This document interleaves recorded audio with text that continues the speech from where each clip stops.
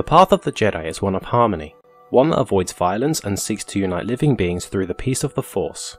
Jedi Guardians are needed to prevent the spread of evil, but it is the Jedi Consulars who uphold the central precepts of the Jedi Code. The most esteemed Jedi Consular Masters serve on the Reconciliation Council, which is responsible for negotiating with political factions, both within the Republic and outside it. We are not a replacement for the Senate. In fact, we serve at its pleasure. Yet our understanding of the Force gives us a unique perspective in conflict resolution, one that ensures the galaxy's long-term stability. While the High Council reports to the Supreme Chancellor, the Reconciliation Council often works with the Republic Diplomatic Corps. The Jedi are largely synonymous with the Republic, and it is not uncommon for new alien creatures to insist on dealing with a Jedi representative when negotiating their world's entry into the galactic community. Jedi Consulars help to serve all people of the galaxy in political dealings and conflict resolutions. While the Force is a significant part of our effectiveness and is useful in detecting deception, using the Force to prod warring parties to sign a treaty is considered an abuse of a Jedi's power. Besides negotiating, Jedi Consulars also research and teach. Many can be found on Coruscant taking advantage of the Archive's voluminous data records, while others serve on such hubs of information as Obrora Sky and Telos. Profound skill with the Force is the mark of a Jedi Consular.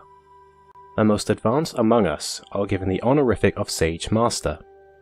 The greatest healers, seers, and prophets have all come from within our ranks.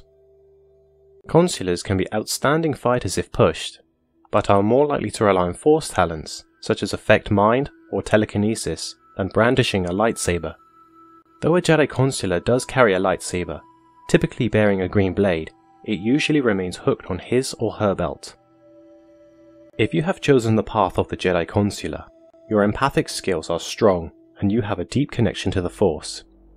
Throughout your career, you will improve thousands of lives through your actions. Among the ranks of the Jedi Consulars is that of a Jedi Seer. This is the calling I have followed in my own life, so it is one I understand well. Those who become Seers are attuned to the higher workings of the unifying Force and can perceive how it binds space and time into a coherent and breathtaking meshwork. Seers hear the voice and feel the will of the Force. They can view events from remote distances and can receive visions from both the past and the future. Some Seers, known as Jedi Prophets, are gifted with extraordinary foreknowledge. Their divinations are recorded in our Jedi holocrons. The connection between the Jedi Seers and the unifying Force is the most important asset the Jedi Order possesses. Other powerful groups, including the Hutts, employ warriors, martial artists, and pilots. But who besides the Jedi can perceive the entirety of existence?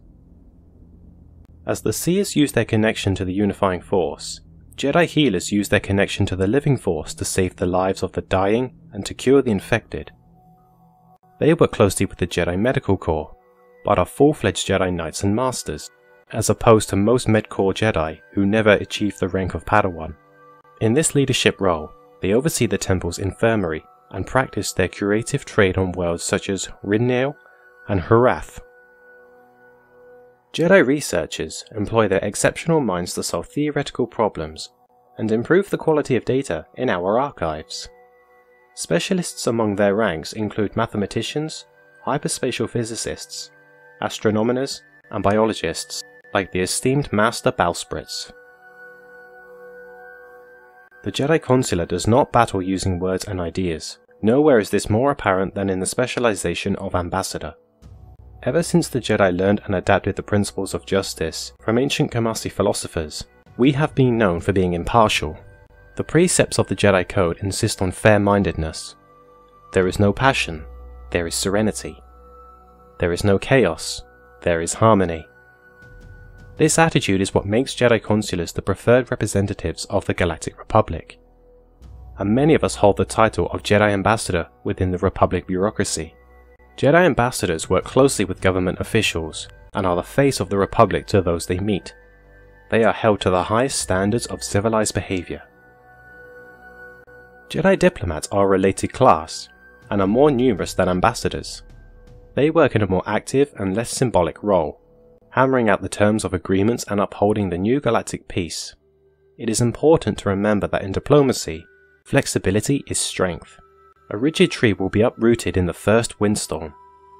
By enacting a treaty, a diplomat can end hostilities and save billions of lives, a far greater victory than any warrior could earn on a battlefield. Lawkeeper is a broad term that encompasses Jedi historians, Jedi librarians, and Jedi archivists.